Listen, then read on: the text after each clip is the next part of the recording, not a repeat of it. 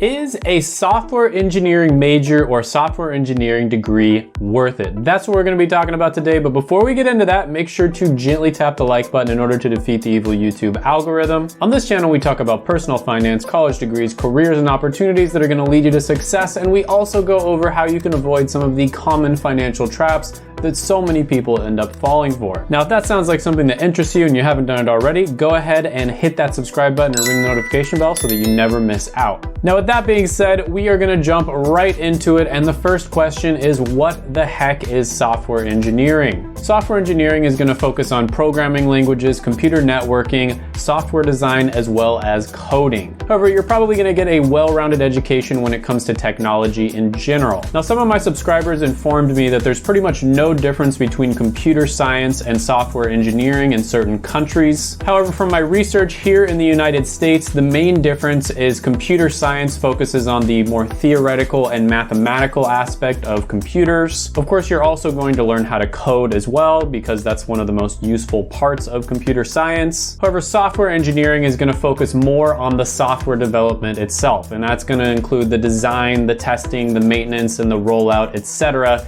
Everything that has to do with software development. Now, there are a ton of different career paths you can go down with this one. A lot of them are going to overlap with computer science, information security analyst, computer programmer, network architect, etc. There's tons of different career paths. Now, this is a relatively rare degree here in the United States. Only around 1,300 people graduate per year. However, again, I've been told by my subscribers that it's much more common in other countries just because of the fact that computer science and software engineering are basically the same thing in some countries. So, you guys are going to have to look that up for yourselves. Now, we're going to evaluate this degree and whether it's worth it in 4 different really important categories. And the first section we're going to talk about is going to be earning potential or salary. So with this degree, you can expect to make around $71,000 a year starting out and $114,000 in mid-career pay. You can compare that to a really high-paying degree like petroleum engineering or a really low-paying one like recreational therapy. And when you do that, you're going to see it's definitely on the higher-paying side of things. Now, one career path you might go down, like I mentioned before, is computer network architect, and they make around $112,000 a year. You could also become a software developer, and they make around $107,000, or you could become an information security analyst, which makes around $99,000. And there's honestly a ton of different technology-related careers that you can go into with this one, and pretty much all of them are going to get you to that 6-figure level. So a lot of the careers are going to be very high paying. Now, when you look at how much you make with a degree like this throughout an entire lifetime,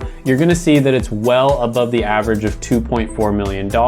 People who graduate with an engineering degree in general make around $3.5 million throughout an entire lifetime. And then the ones that go into a career that has to do with computer or mathematics make around $3.7 million, so even more. And the technology industry in general tends to just pay their employees pretty well. I have a friend, for instance, who works for a Fortune 50 company that's a technology company, and he has an associate's in, I believe it's business administration, and he gets paid really, really well. He is a manager, so he works pretty hard, but he gets compensated extremely well. And that's without having any, tech-related skills. But technically, with a degree like this, you could work in just about any industry because they're pretty much all getting disrupted by technology. So there are a lot of options, and pretty much all of them are going to be high paying. This one is super easy. It's gonna score a 10 out of 10 when it comes to salary or earning potential. Next on the list, we're gonna be talking about satisfaction. And this is basically gonna be comprised of job satisfaction and meaning. Now, meaning is basically just how much you think your job positively impacts the world,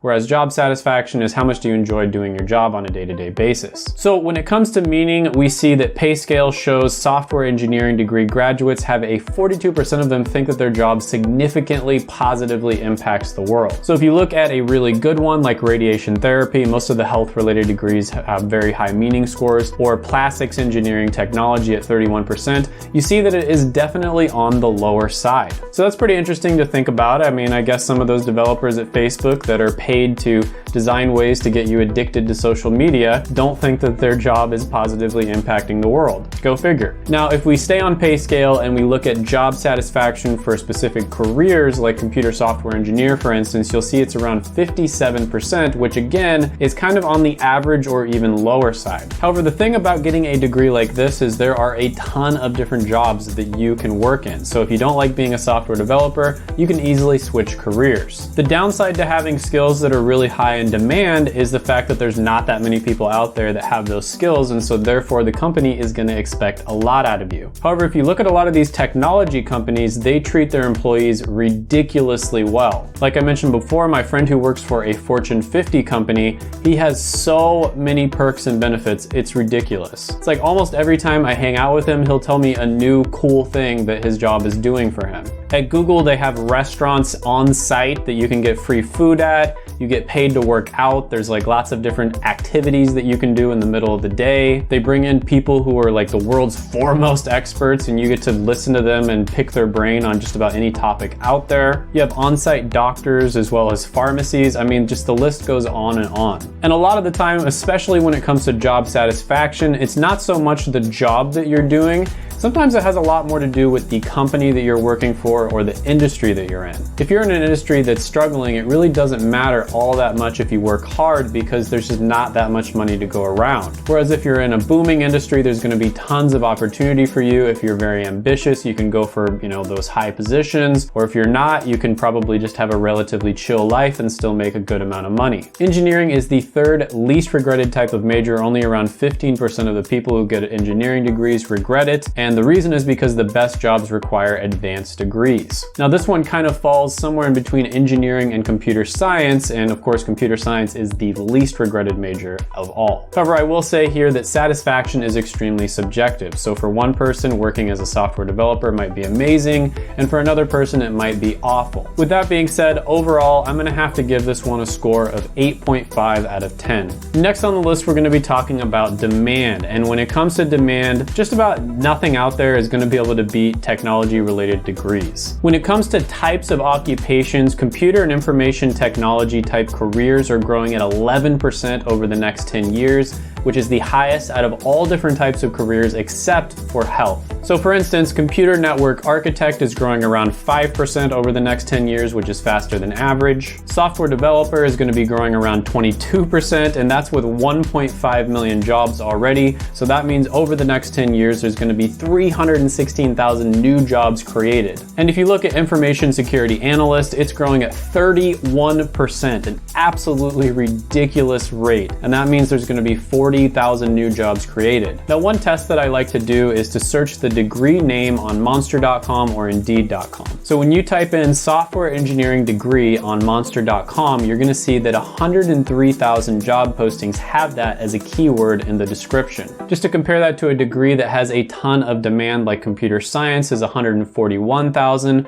and one that has almost no demand, anthropology, is 829. And keep in mind, with software engineering, there's only around 1,000 graduates every year. So you're having 1,000 people graduate, but there's 100,000 job openings that would like to hire people with software engineering degrees. Those are pretty good numbers. So for that, I'm going to give this one a score of 9.5 out of 10. Next, we're going to be talking about X factors, and this is basically anything that we didn't talk about before. So I like to focus on skills, for instance, flexibility, how easily outsourced or automated these types of skills are going to be. Now, when it comes to engineering degrees, like I mentioned, you make a ton of money over a lifetime, but it's not just if you go into engineering. It pretty much doesn't matter what career path you go into, you're going to make either average or above average most likely. So for instance, engineers that go into an arts and media related career are going to make $3 million over a lifetime. So engineering is an extremely flexible degree, and even if you don't end up becoming an engineer, chances are you're going to be very successful no matter what career path or just path in general that you go down. Now, when it comes to the skills that you learn, when you look at software engineering, it's actually the #1 skill on ZipRecruiter's skill index at 88 out of 100 score. The #2 skill is basic life support at around 87 out of 100. And just to put that in perspective, one of the worst ones on the list is industrial sewing, which is 8 out of 100. Now, I always like to say this, keep in mind, when it comes to how much a skill is valued, that doesn't necessarily mean that some sort of skill doesn't have any inherent value. What it means is businesses, owners and hiring managers don't tend to hire people with certain skills at this particular time in history for whatever reason. So for instance, industrial sewing might have been the hottest skill out there like 100 years ago, but right now it's one of the worst. But with that being said, software engineering is the #1 skill you can learn, and I talk about this a lot on the channel. If you can go into technology related skills skills, and specifically software development, software engineering, that is a huge opportunity right now. I knew that this was true even before I started this channel, but in researching everything on this channel, it's become more and more obvious how much of a huge opportunity it is. And it's so good that even I am learning how to code myself. Now, this whole situation that's happened in the world this last year has kind of stopped my efforts a little bit, let's just put it that way. I had something really big planned for December and it didn't happen, and it had something to do with coding, but that is gonna happen in the future, so stay tuned for that. Now, when it comes to the likelihood of automation, these types of careers are pretty much never going to be automated. Or if they are, they'll be one of the last ones that happens to. So for instance, will robots take my job shows that software developer has about a 13% chance of being automated, and most of the technology related careers that you would go into also have very low chances. Now, one other thing that I like to mention is a lot of the time people will get engineering degrees and then they end up becoming entrepreneurs. They end up starting their own businesses. And if you're able to start a successful business, which is really tough, but if you're able to do it, you can make a lot more than just about any employee out there. And that's probably why engineering comes in as #1 on the careers that create the most millionaires. Now, on top of that, computer science, which software engineering is kind of in between those two, comes in at #8, and it's the one that's rising the fastest. So maybe 5 years from now, it'll be #5. And that just shows that not only do you have a lot of career opportunities, but because of the fact that you work in the technology industry, there's a good chance that you're gonna spot some kind of opportunity down the line, and then you're gonna quit your job, start your own business, and there's probably a better chance of being successful in tech than there is in a lot of different industries out there. So overall, when it comes to X factors, this one also scores really well. I'm gonna have to give it a 9 out of 10. So the pros here, I mean, there's a lot to say. Really good salary, very flexible. There's plenty of job opportunities out there. These skills are extremely high in demand. The cons here, there's gonna be a high competition to stay on top. So yes, these skills are in demand, not that many people have them, but the companies are gonna expect a lot out of you. And because of that, the workload factor can be exhausting. You're gonna be solving very challenging problems, and so you're gonna kind of have to use the mathematical side of things as well as the creative side of things, which can be tough. I know for me, whenever I'm doing creative work, it's almost like I have creative juice, and then once that juice is out, you know, maybe 3 or 4 hours into the day, I pretty much can't be creative anymore. So it's almost like a battery, and once that battery goes to 0, it's like I'm not gonna be able to be creative until the next day. Now, on top of that, there's pretty much never-ending learning as software evolves. And again, this could be a pro or a con, I guess. Now, one of the big problems with working in technology, and I have talked about this a lot on my channel, is ageism. So companies will hire someone, you know, right out of college, 22 years old, maybe they work 10 or 15 years, and then they'll kind of start to phase them out in a lot of cases. And the reason for that is, just putting it really bluntly, young people tend to learn things a lot faster, and as coding and, you know, evolves, there's different languages, different frameworks that have to be learned. Young people can learn that faster, generally speaking. Now, there are ways to get around this, and I've talked about this before. Usually what people do is they either specialize in something, so they become like a world-renowned expert in either one language or one framework, something along those lines, or what they do is they move into more of a management role. But overall, I'm gonna give this one a score of 9.25 out of 10. This is definitely one of the best degrees out there. Now, of course, this is gonna be different from person to person. Like I said, this is extremely subjective. For one person, this might be the perfect degree, 10 out of 10, 11 out of 10.